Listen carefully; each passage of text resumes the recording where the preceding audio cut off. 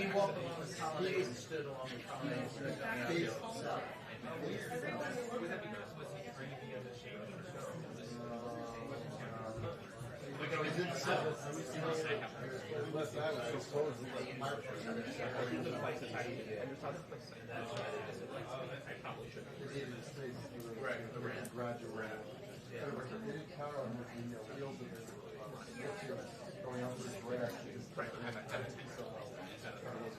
Hi everyone. Happy Monday. Happy Monday. Okay.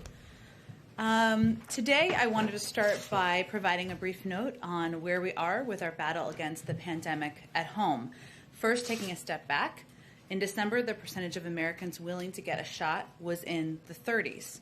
We now have 70% of almost 70%, I should say, of adult Americans who have been vaccinated. That is a positive step forward, and it is an encouraging sign to us that we can still get more people vaccinated. Where we are today signals we've made pretty incredible progress with our vaccination effort. 60% of adult Americans are fully vaccinated, including 80% of seniors. Nearly 90% of teachers have gotten a shot. 95% plus of physicians have been fully vaccinated. For the second week in a row, last week the 5 states with the highest case rates, Arkansas, Florida, Louisiana, Texas, and California, had a higher rate of people getting newly vaccinated compared to the national average. Again, this is a positive trend. And just one more recent proof point, in the reporting period from yesterday, nearly 500,000 Americans made the decision to get their first shot. Numbers like this signal to us people are understanding the urgency and importance of getting vaccinated, and rightfully so. So as you've heard me say in here a number of times, 162 plus million Americans are fully vaccinated. They have a very strong degree of protection against the variants. They are overwhelmingly avoiding severe illness, hospitalization, and critically important death. Unvaccinated individuals account for virtually all of the hospitalizations and deaths in the United States, and data out from the United Kingdom, which is experiencing its own surge in cases driven by Delta, showed hospitalization rates down 73% compared to December, when there were nearly identical case rates but almost no vaccinations. And what that means is the vaccinations are protecting people from hospitalizations in the United Kingdom, which is a positive sign. And deaths are down 93%. Further proof that getting fully vaccinated is the best thing anyone can do to protect themselves and those around them. At the same time, we are seeing a significant rise in cases in certain parts of the country and among certain populations, and they're concentrated primarily and overwhelmingly among the unvaccinated. We're hearing, and you all are reporting on stories on those not getting vaccinated. Some of those, like a radio host in Tennessee, are saying from their hospital bed that they plan to be a strong advocate for the vaccine after recovering from severe illness because of COVID. We don't want that to be the breaking point for anyone, but we are seeing that across the country. And so again, the reality is it's preventable. We welcome people's questions around the country about vaccines and their efficacy. We'll be here for people, whatever they want to talk about, as will people in local communities. But I just wanted to provide a quick update with all of your good questions. Amr, go ahead. Thank you. Dr. Fauci said yesterday that recommending that the vaccinated wear masks is under active consideration. I was wondering, where do things stand with that conversation? And then also COVID-related, considering that administration is not moving at the moment to lift the restrictions on travel because of the Delta variant, is the administration wearing broader recommendations on telling Americans, and I know there are some places like the UK, but don't go? Well, first, I would say for any of these recommendations, we are always going to be guided by our North Star, and that is the CDC and our health and medical experts. So, as I said last week, having an active, it would be actually surprising and odd if our health and medical experts were not having an active discussion about how to best protect the American people. And there, of course, is an active discussion about a range of steps that can be taken, as there has been from the first day of this administration. Certainly, the surge in cases among unvaccinated because of the Delta variant prompts even more discussion about what actions can be taken. But we are going to, the CDC looks at data. They look at data across the country in a range of regions across the country. And if they make an assessment, we will, of course, be here to follow their guidance. If I may, just one more on tomorrow. I think it's tomorrow's visit to the ODNI. Yeah. what is the president going there to say, do? Is there any major announcements expected? And how much of this is about also sending a different or contrasting message with the previous president, who sometimes had some comments that were less than flattering about the intelligence community? Sure. Let me just go back to your last question about the travel restrictions, if you don't mind, because I just want to confirm it for those of you. So given where we are today, and I think you've seen this, and those of you who have asked, we've confirmed this for, with the Delta variant, we will maintain existing travel restrictions at this point for a few reasons. The more transmissible Delta variant is spreading, both here and around the world. Driven by the Delta variant, cases are rising here at home, particularly among those who are unvaccinated, and appear likely to continue in the weeks ahead. And to get to the other part of your question, the CDC just advised Americans against travel to the United Kingdom this past Monday, given the surge in cases. They will evaluate and make recommendations based on health data.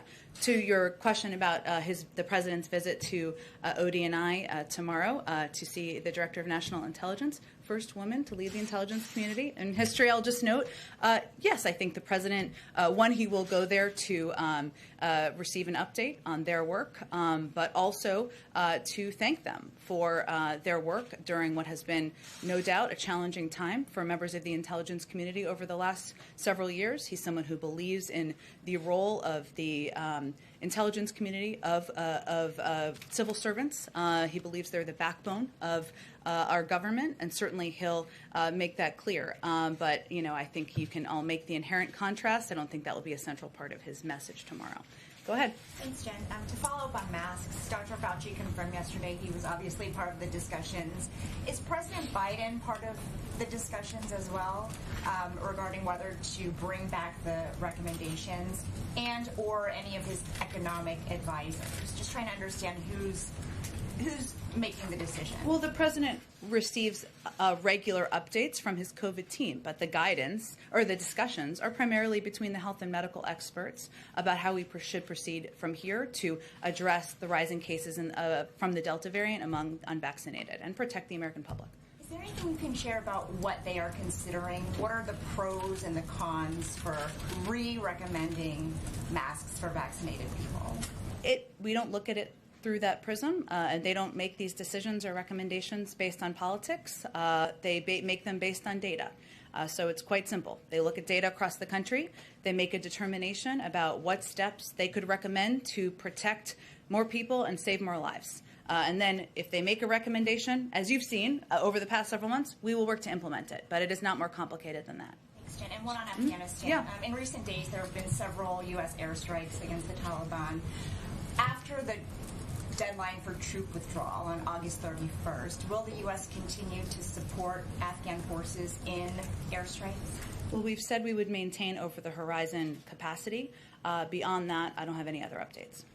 Go ahead, Kelly. A group of healthcare professionals are saying that there should be mandates for all who work in the healthcare system because of what they say is an ethical need to do so, to be vaccinated. And we see that there are local communities that are bringing mask mandates or recommendations. So are we at a point where Americans should be looking to professional organizations, businesses, and local officials for guidance on what to do more than the federal government at this point?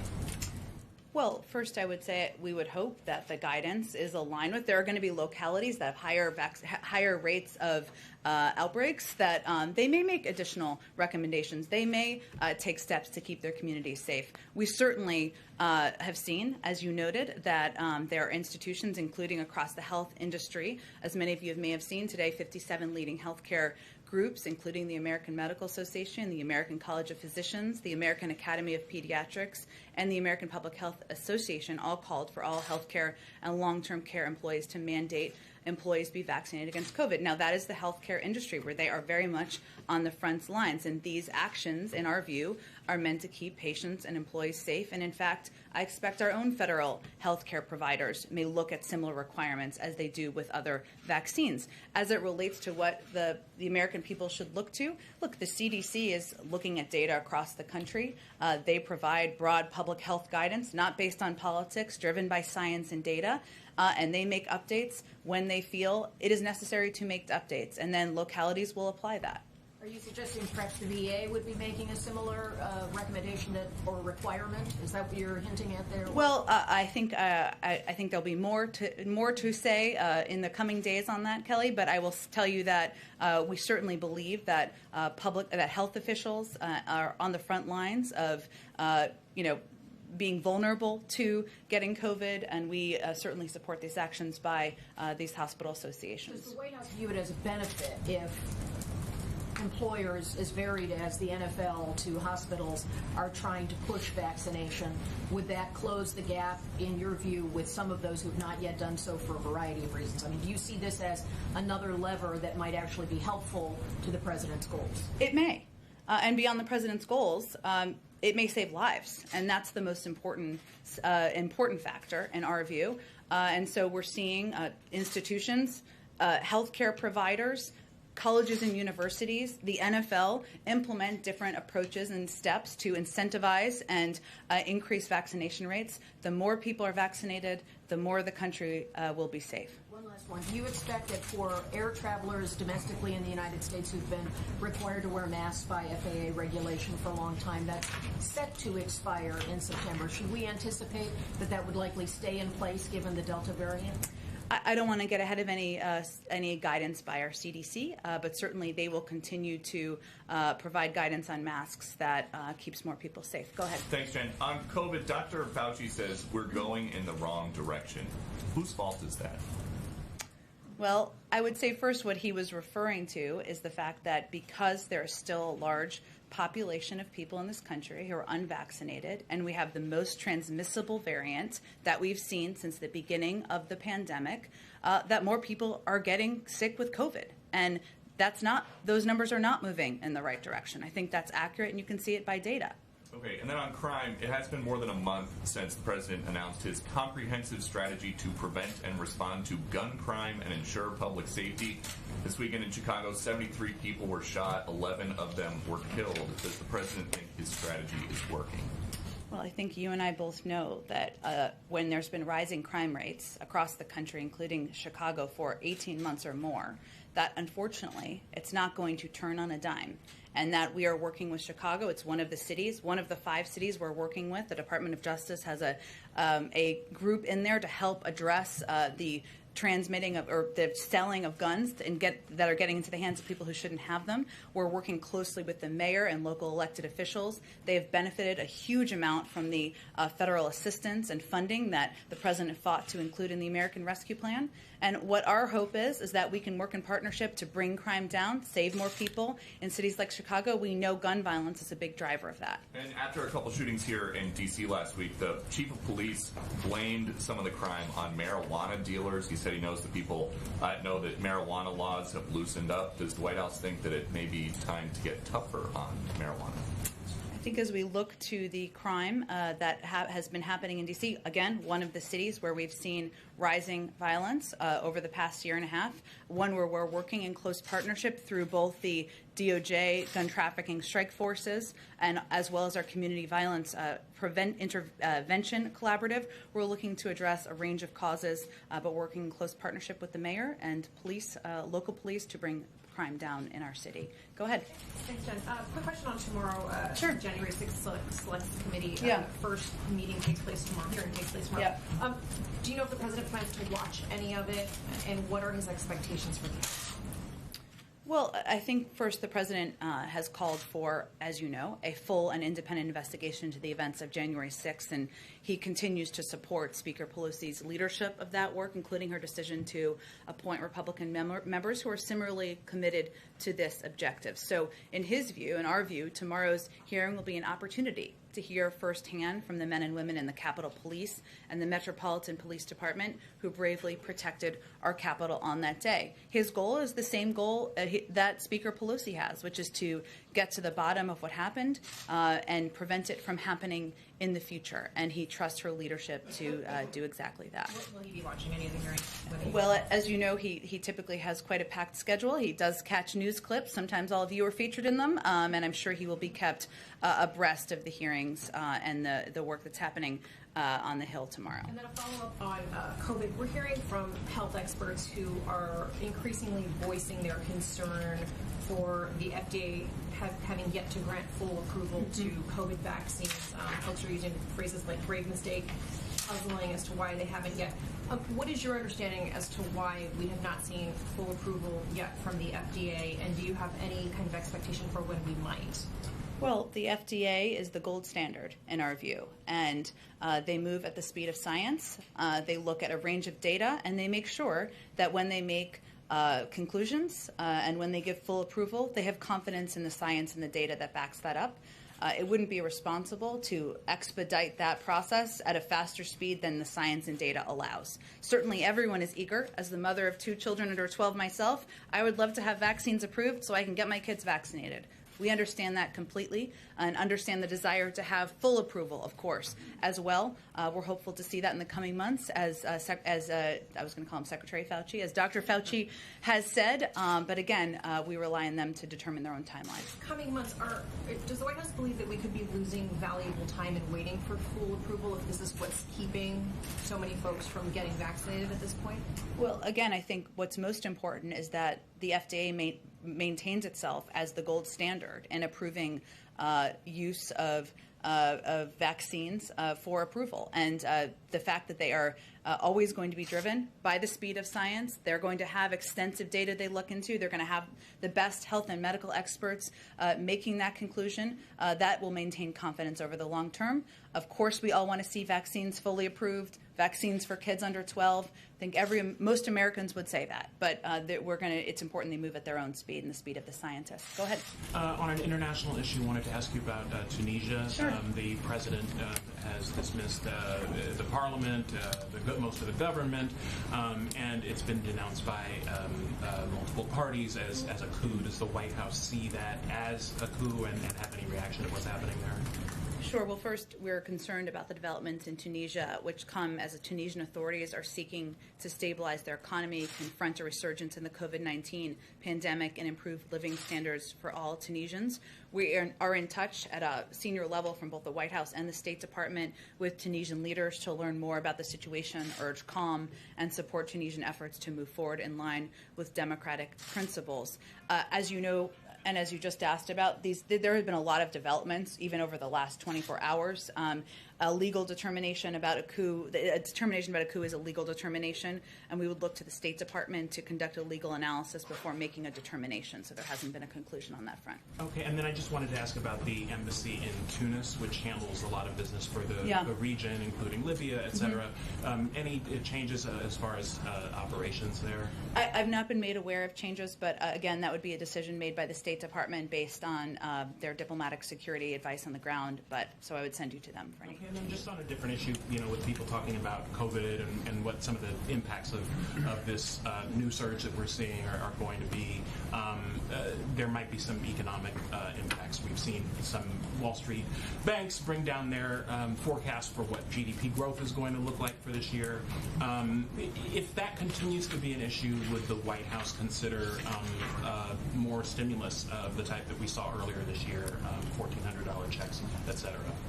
Well, I think an important piece to note for all of you is that the way the American Rescue Plan was designed was for it to have lasting effects that would go over the series of several months, far beyond the initial months of implementation. So there are components of the American Rescue Plan that are still being implemented that will still be implemented for months to come. That's a lesson we've learned from the past about how people will need assistance for a longer period of time than just a short window.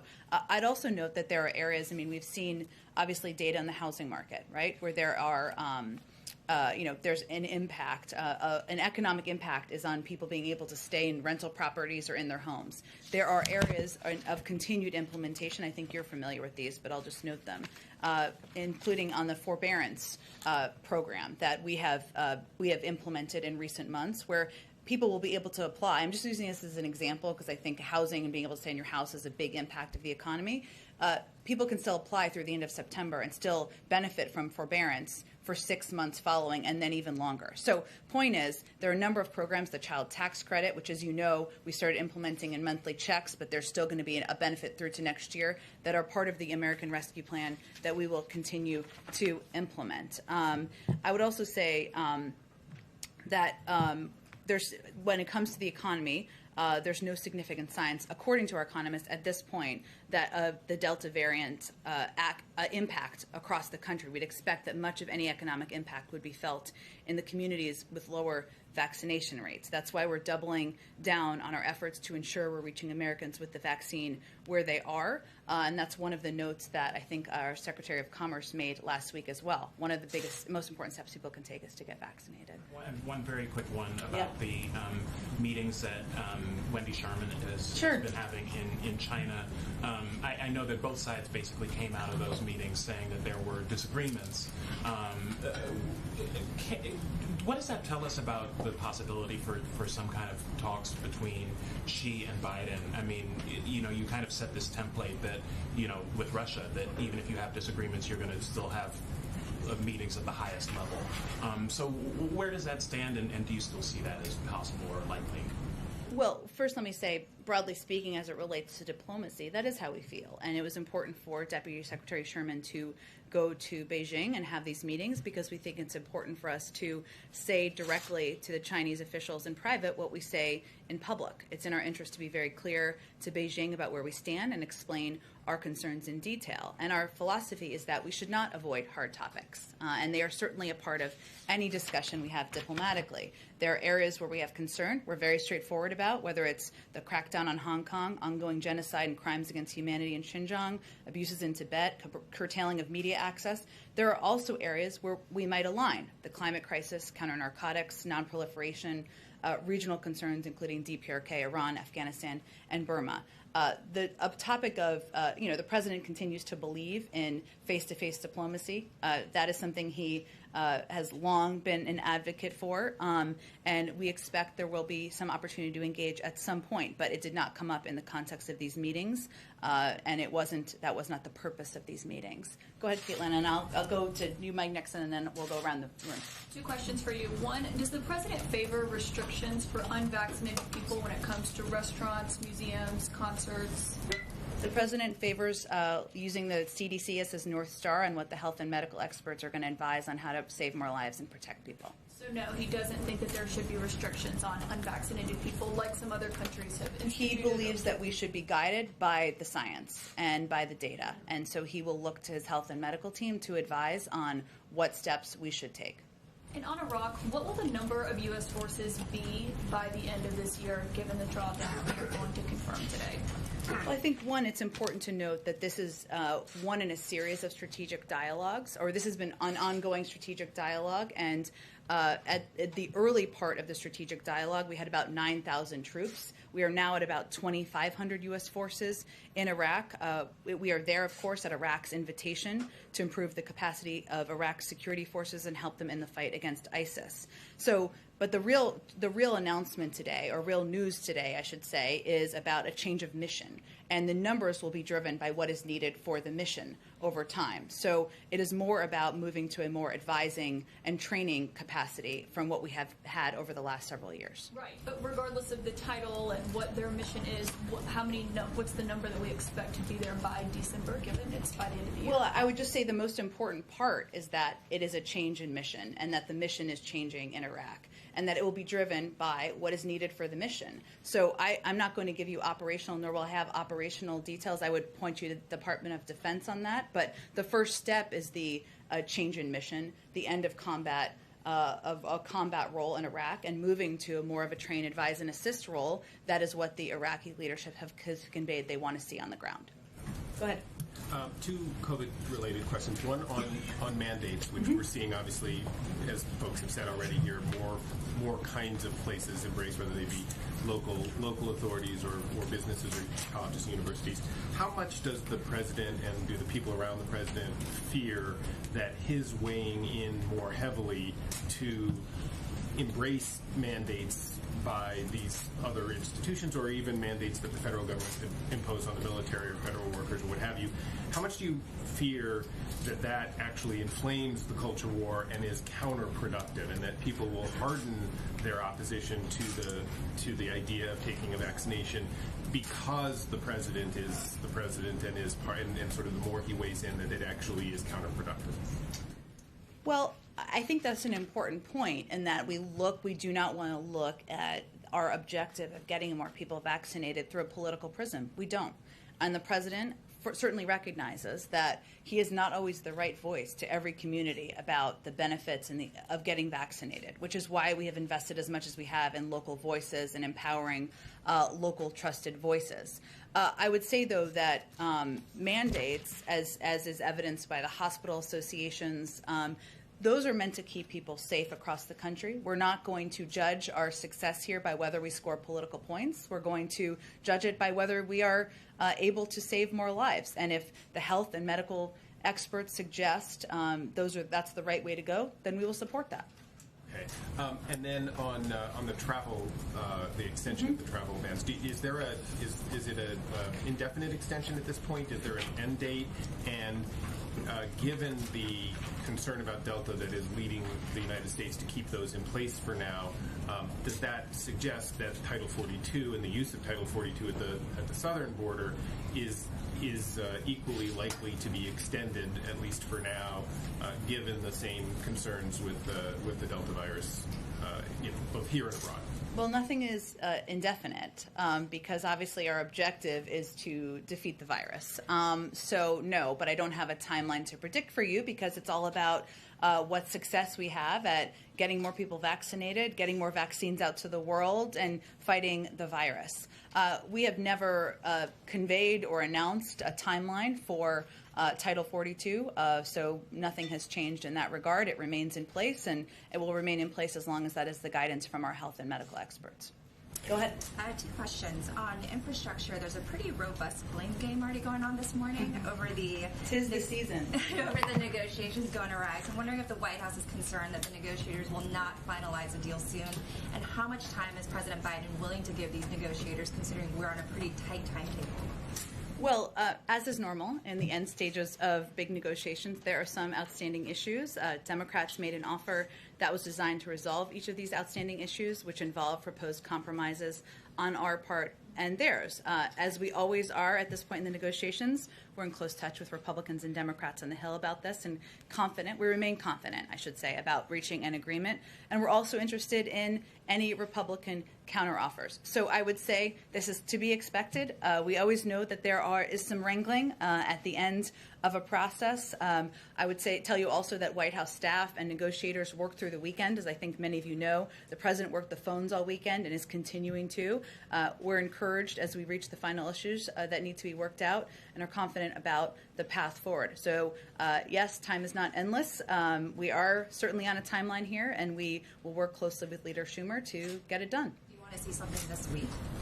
Well, I think we've certainly conveyed, and again, Leader Schumer has conveyed the need to move forward, and we are optimistic about the progress and focused on steadily moving forward, and we continue to see progress being made each day. Second question on COVID. Is there any discussion at the White House at this point of President Biden getting a booster shot? We would rely on the health and the expertise of our health and medical experts, and that's not a guidance that they are providing at this point in time. Go ahead. Thanks. I know that you've said a lot about being guided by the science. Can you talk a little bit about the science that is driving the continuation of this kind of travel ban? The Delta variant is already dominant in the U.S., so how does keeping people from foreign countries out protect people in the U.S.? Well, again, I'm not a doctor or medical expert. I think that that would best be posed to a member of the CDC or one of our doctors. But I think their decision was made based on the fact that the Delta variant is more transmissible and is spreading around the world. Yes, it is the dominant variant here in the United States. That doesn't mean that having more people who have the Delta variant is the right step. And also we see cases rising here at home, particularly among those who are unvaccinated. And again, they base their decisions on data, on health and medical expertise, and on a consideration of a range of factors, including keeping the American people safe. And the scientists who are making these decisions, or medical experts, it's the CDC that is making the decision. Like, who is making these decisions? Yes. It's the CDC. Yeah. And I just want to make sure.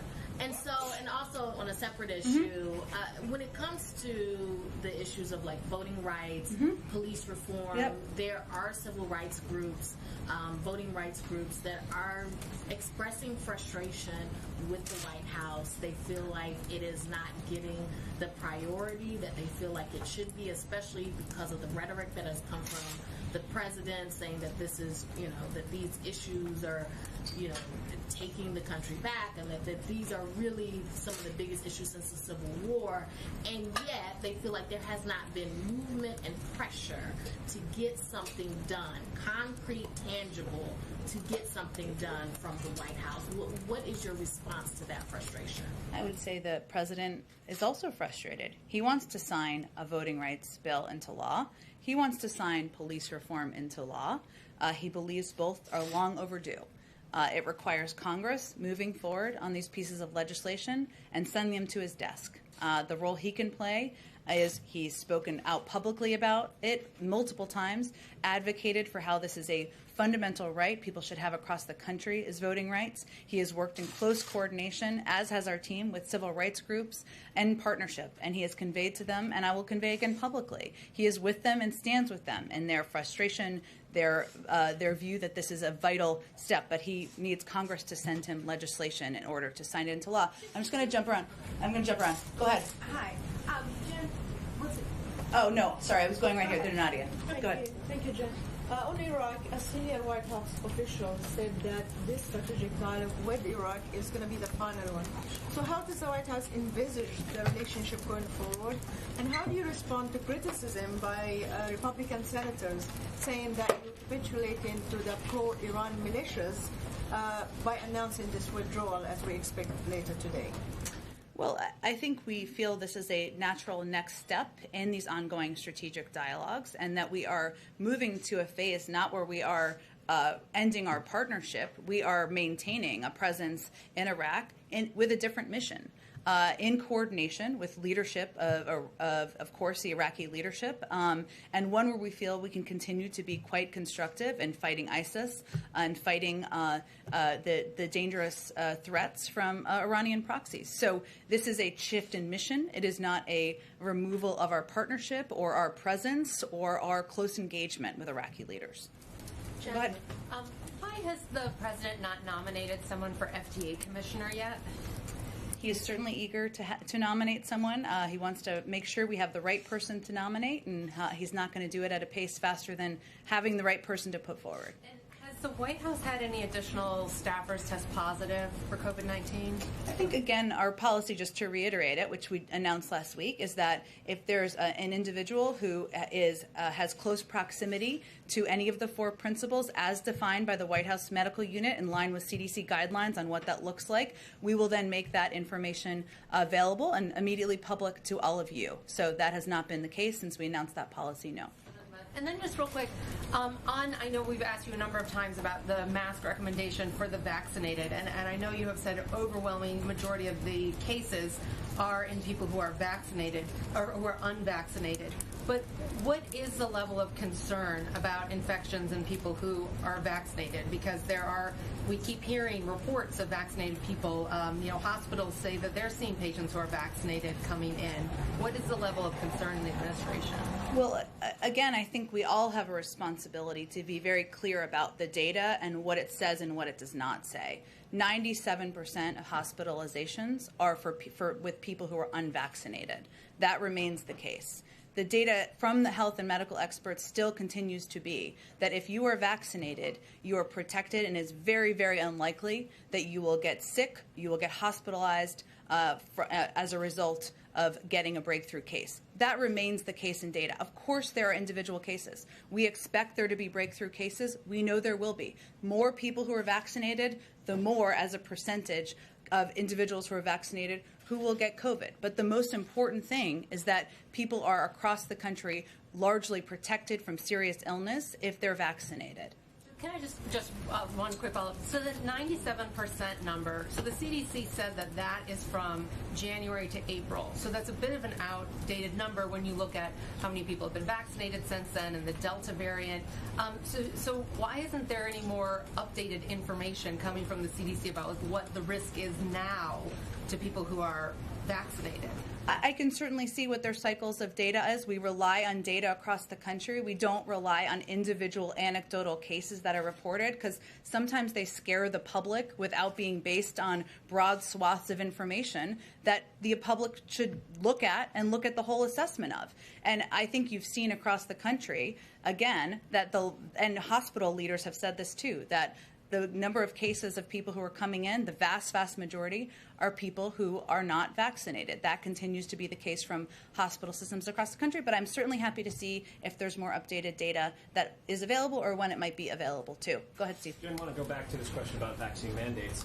Has it been determined here that it would be inappropriate or illegal for the president to require federal employees, civilian or military, to be vaccinated? It hasn't been determined that it would be illegal, no, but we have not made a determination about that, no. So why not? I mean, the president today referred to the federal government as a model employer. It's the largest single employer of Americans, civilian and military put together. Why couldn't the federal government demonstrate to the country that model that you're talking about encouraging in the private sector? Well, Steve, it is certainly prudent for the federal government to be looking at any steps, just like any employer is, to your point, of how we can incentivize people getting vaccinated, protect more people, save more lives. I just don't have anything to preview for you at this point in time. Go ahead. Thank you, Jen. Does the administration view vaccine misinformation as a national security threat? And on top of that, is there any indication that there are malactors that are feeding misinformation in vaccines? I've talked about this a little bit in the past. I'm not going to give it a new label, but what I will tell you and reiterate is that certainly misinformation is a factor. It travels through a range of mediums, some on social media, some on media, some through elected officials or public voices, unfortunately. And sometimes all of those pieces are connected to each other. That is a concern, a significant concern for us. Hence, we've spoken out against that. What was the last part of your question? I wanted to know if the administration had seen the fingerprints of any kind of malactor, such as Vladimir Putin, feeding this misinformation. I've said, I think maybe last week or the week before, that we did see some elements of misinformation around the effectiveness of mRNA vaccines previously from foreign actors, but I don't think we have a broader assessment than that at this point. And also, I wanted to ask you about the OMB director. Does the administration have any potential nominee to... I know there's a lot of interest. I don't have any updates for you on that one. Go ahead. Yes, Jen, wondering if you have any update for U.S. citizens overseas that have been patiently waiting to get vaccinated. Mm-hmm. Do you suggest they fly back to the United States, or should they wait in the countries they're living in?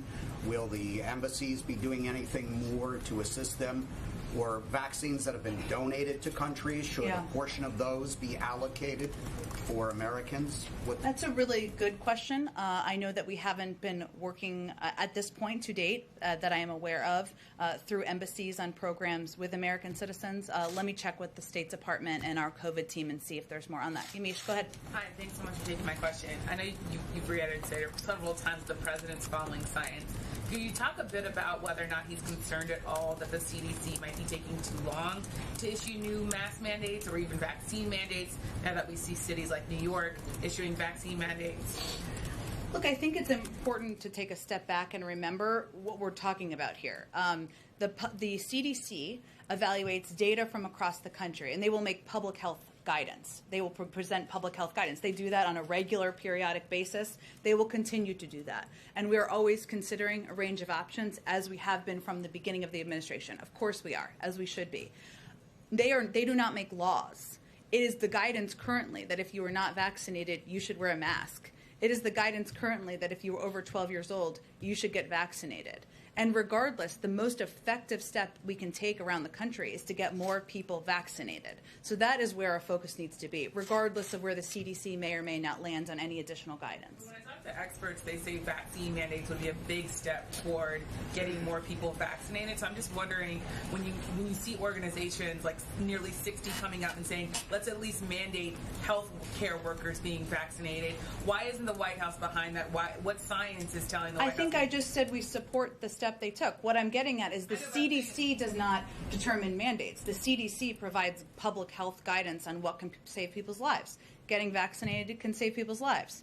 So would it be fair to say then, I guess what my question is, does the White House at all see itself standing up, and maybe this is what you're saying now, yes, there should be mandates specifically for healthcare workers or teachers or municipal workers. Does the White House see that as a role that it should be taking in?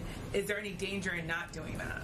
I think I just said a few minutes ago that we support the step of hospitals, and that was a guide and could be a guide for us on what to do with our own healthcare workforce here from the federal government, just to give you kind of a sense. I would also note that 90% of teachers across the country are vaccinated, and that is in part because of prioritizing teachers early. A number of them taking the responsible step, of course, 90% of them, to get vaccinated. That would be up to schools and localities. There are certain powers that the federal government has, and there are certain powers the federal government does not have. But we're talking about a couple of different things here. One is public health guidance by the CDC, which will be driven by data. That gives guidance. The laws will be implemented by others. They do not make laws. They give public health guidance. Then there are decisions by institutions, by localities, by hospital systems, who may make decisions about how they can protect their workforces. We certainly support that. One quick thing on January 6th. Sure. I know you said that the president's going to obviously be busy tomorrow, but could you talk a little bit more about what the president thinks about these 4 Capitol police officers testifying before this committee? And does he have anybody else that he wants to see possibly testify if his goal is the same as Speaker Pelosi, as you said? Well, certainly he relies on the leadership of Speaker Pelosi in moving this process and this independent investigation forward. And the individuals will be testifying were brave heroes on this day, a dark day in our democracy. The president absolutely believes that. I'd also note it's noteworthy that many of the Republicans in Congress who are the most vocal about supposedly supporting the police and law and order are the same ones who have dismissed and downplayed the shameful events of that day. I don't think that should be lost on anyone either, especially given about 140 individuals were injured that day. 100 law enforcement officers were injured that day, according to their own numbers and statistics. I think we have to wrap because you guys got to go and see the spray of the Iraqi Prime Minister. Thanks, everyone. See you tomorrow. Thank you.